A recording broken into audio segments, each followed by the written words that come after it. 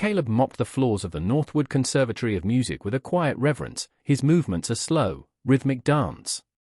To others, it was just a job, a way to pay the rent on the small apartment he shared with his 8-year-old daughter, Lily.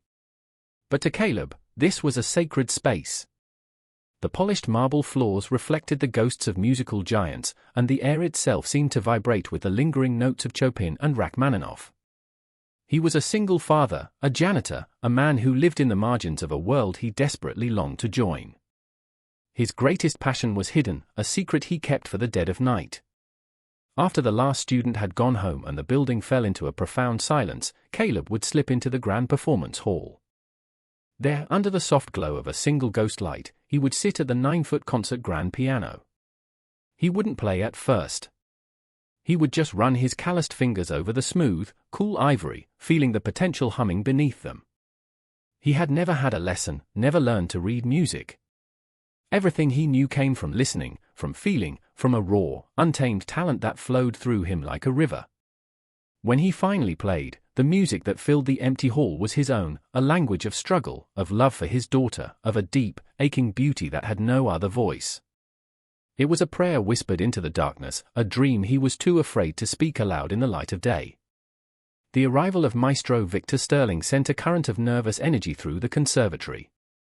He was a legend, a concert pianist of international acclaim, known as much for his breathtaking virtuosity as for his icy, unforgiving demeanor. He was there to conduct a masterclass, and the air crackled with anticipation and fear. Caleb was tasked with keeping the performance hall immaculate, a duty he performed with extra care. During a break in the masterclass, while students and faculty mingled in the lobby, Caleb found himself drawn back to the stage. The magnificent piano sat alone, its lid propped open like an invitation. He couldn't resist. He reached out and gently pressed a single key, a soft, perfect C-sharp that hung in the air like a jewel. "What do you think you're doing?" The voice was sharp, cutting through the silence like a shard of glass. Caleb spun around. Maestro Sterling stood there, his arms crossed, his face a mask of contempt. "That instrument," Sterling said, his voice dripping with condescension as he gestured toward the piano, "is for artists." Not for the help. He took a step closer, his eyes scanning Caleb's simple work uniform with disdain. A few students had drifted back into the hall, drawn by the confrontation. Sterling raised his voice for their benefit. "Some people are born with the soul to create beauty," he announced, his gaze fixed on Caleb. "And others," he paused for dramatic effect, "are born to wipe the floors beneath it." "Know your place," the small crowd snickered. Caleb felt a hot wave of shame wash over him. He stood there, speechless and frozen, his hands feeling clumsy and dirty. He was just a janitor. The maestro was right. The laughter of the students echoed in his ears as he grabbed his mop and bucket and fled, his secret dream shattered into a million pieces. For days, Caleb moved through his life like a ghost. The joy he once found in his work, in being close to the music, had vanished, replaced by the stinging memory of Sterling's words. He stopped his late-night sessions at the grand piano, the instrument now feeling like a monument to his own inadequacy. He felt like a fraud, a pretender who had been rightfully put in his place. His daughter, Lily, noticed the change. "Daddy, why are you so sad?" she asked one evening, her small hand on his arm. He just shook his head, unable to explain the weight of his humiliation. One night, while clearing out a forgotten storage closet in the conservatory's basement, he found it, an old, dusty upright piano, its wood scarred and its keys yellowed with age. It was probably destined for the junkyard. On a whim, he sat on the rickety stool and touched the keys. It was horribly out of tune, but it was something. He began to play, not the soaring melodies he attempted in the main hall, but something different. He poured all of his pain, his shame, and his broken hope into the music. It was a raw, discordant, and deeply melancholic melody, a confession of a broken heart. He was so lost in the sound that he didn't hear the footsteps behind him. "That piece," a quiet voice said. "I've never heard it before." Caleb jumped, startled.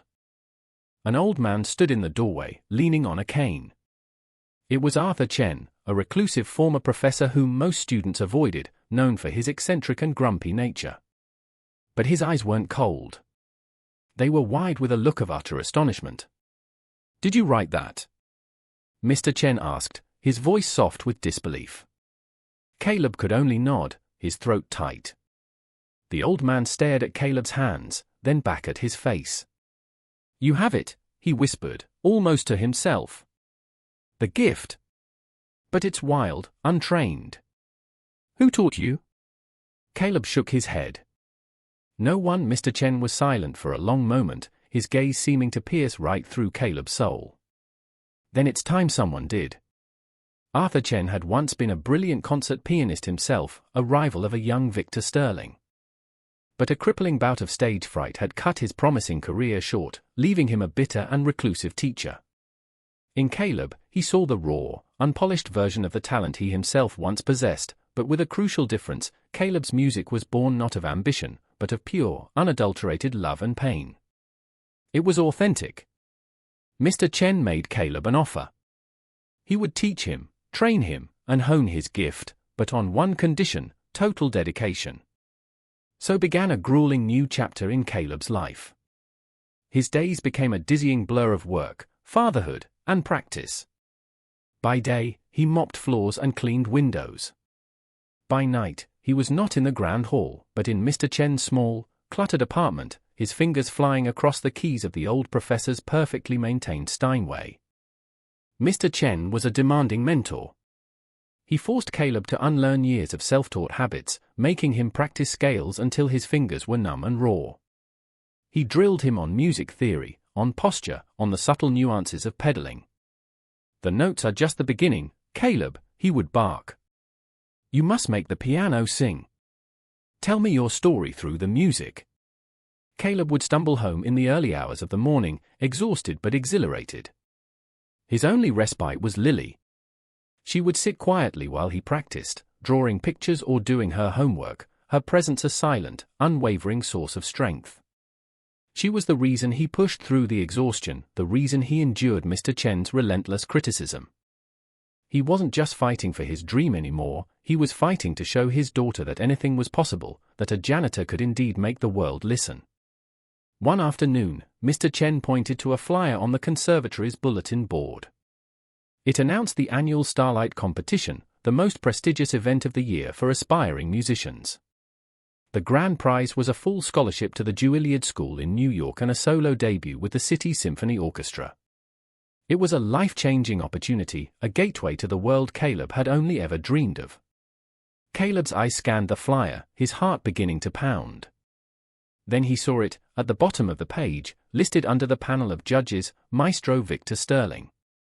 A cold dread washed over him, instantly extinguishing the spark of hope. "I can't," Caleb said, shaking his head. "He'll be there. He'll just laugh at me again." Mr. Chen put a firm hand on his shoulder. "That is precisely why you must do it," the old man said, his eyes burning with intensity. "This is not just about winning a competition, Caleb. This is about redemption. This is about proving to him, and more importantly, to yourself, that talent is not defined by a uniform or a job title. It is defined by what is in your heart and in your hands." He saw the fear in Caleb's eyes and softened his tone. "I was a coward once," Mr. Chen confessed, his voice barely a whisper. "I let my fear of judgment, of one man's opinion, destroy my career. I will not let you make the same mistake.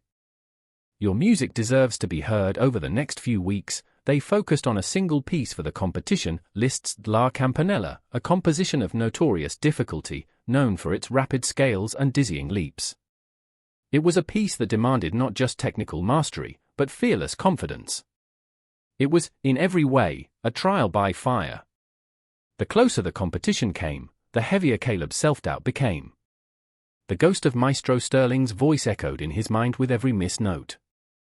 Know your place. He would practice for hours, but the fluid brilliance of La Campanella eluded him, his fingers fumbling, his mind clouded with fear. He felt like an imposter, a janitor playing dress-up in a world where he didn't belong. He saw the other competitors in the halls of the conservatory, young, confident prodigies who had been groomed for the stage since childhood. They had the right training, the right clothes, the right connections. He had calloused hands and a borrowed suit that felt stiff and foreign. One night, after a particularly disastrous practice session, he gave up. He slumped over the piano in Mr. Chen's apartment, defeated. "I can't do it, Arthur," he said, his voice thick with despair. He was right about me. Mr. Chen didn't argue. He simply placed a gentle hand on Caleb's back and left the room. When Caleb finally dragged himself home late that night, he found Lily asleep at the kitchen table, her head resting on a piece of paper. It was a crayon drawing. In it, a stick figure labeled Daddy was sitting at a giant piano on a bright stage, surrounded by smiling faces. Below it, in a child's careful printing, she had written, "My dad is a music man." A wave of emotion washed over Caleb, so powerful it took his breath away. This was why he was doing it. Not for Sterling, not for the prize, but for her. For the little girl who saw him not as a janitor, but as a music man. He picked up the drawing, folded it carefully, and placed it in his pocket. It was all the armor he would ever need. The night of the Starlight competition, the conservatory's grand hall buzzed with an electric tension. It was packed with critics, patrons, and the city's cultural elite. Backstage was a whirlwind of nervous energy. Young musicians in elegant gowns and tuxedos warmed up, their faces a mixture of focus and anxiety. Caleb stood apart from them, feeling like a visitor from another planet in his simple, ill-fitting suit. He could hear the murmurs as people recognized him. "Isn't that the janitor?" someone whispered, followed by a quiet laugh. He clutched the drawing in his pocket, its crinkled edges a small comfort against his trembling hands. He peeked through the curtain and saw the judge's table. Maestro Victor Sterling sat in the center, his posture rigid, his expression as cold and impassive as ever. Their eyes met for a fleeting second across the crowded room, and Caleb saw a flicker of disdainful recognition in Sterling's gaze. Caleb's heart hammered against his ribs. The old fear, the humiliation, came rushing back. Just then, Mr. Chen appeared at his side. He didn't offer any last-minute technical advice. He simply looked Caleb in the eye. "Forget about the prize," he said, his voice low and steady. "Forget about the judges. Forget about him." He gestured toward the stage. "When you walk out there, that piano is the only thing that's real. Tell it your story. Don't play for them. Play for Lily. Play for the man who hid in this hall in the dead of night. Play for yourself." The announcer called his name. Caleb took a deep breath, the feel of Lily's drawing grounding him, and walked out into the blinding glare of the stage lights. As Caleb walked towards the piano, a wave of whispers rippled through the audience. He was the janitor. The man Sterling had publicly shamed weeks ago. What was he doing here? Sterling himself leaned forward, a cynical smirk playing on his lips, clearly anticipating a disaster. Caleb sat down at the piano, the same magnificent instrument he had once polished with such reverence. For a moment, the weight of 1,000 judging eyes felt crushing. He could feel Sterling's glare like a physical force. He closed his eyes, shutting them all out. He thought of Lily's drawing, of Mr. Chen's words, of the years of silent, secret passion. He took one final, cleansing breath, and then his hands descended upon the keys. The opening notes of La Campanella exploded into the silent hall, not with the timid hesitation of fear, but with the fire of a soul unleashed. His fingers didn't just play the notes, they danced, they flew, they attacked the keyboard with a precision and passion that was breathtaking. The music was more than technically perfect. It was alive. In the rapid, bell-like cascades of notes, the audience could hear his years of struggle. In the powerful, resonant chords, they felt his unwavering love for his daughter. In the quiet, lyrical passages, they heard his secret dreams whispered in the dark.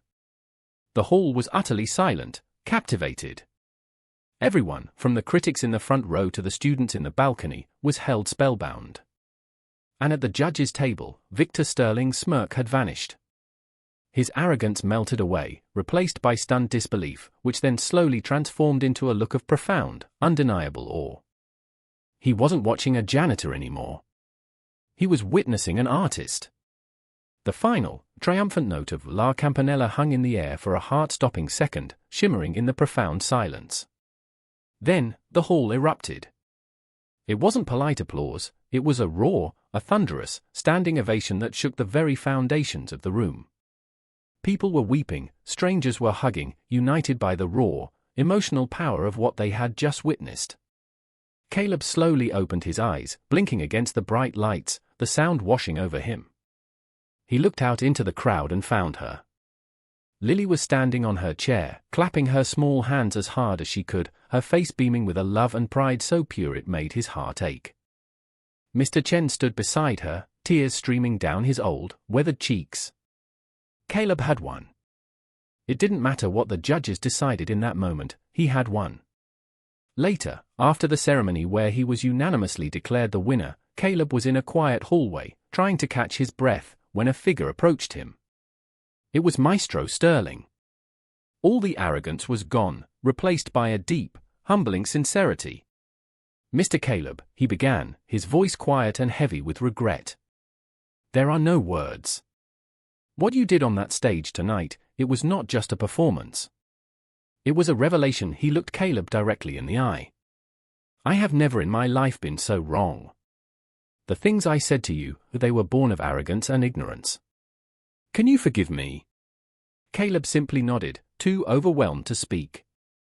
"The scholarship is yours, of course," Sterling continued. "But I want to offer you something more. I want to offer you my personal mentorship. It would be my honor to learn from your story." The months that followed were a whirlwind of change. Caleb accepted the scholarship to Juilliard, his story becoming a source of inspiration, a legend whispered in the halls of the conservatory he once cleaned. He was no longer the invisible janitor but a celebrated artist, his name appearing in newspapers and magazines.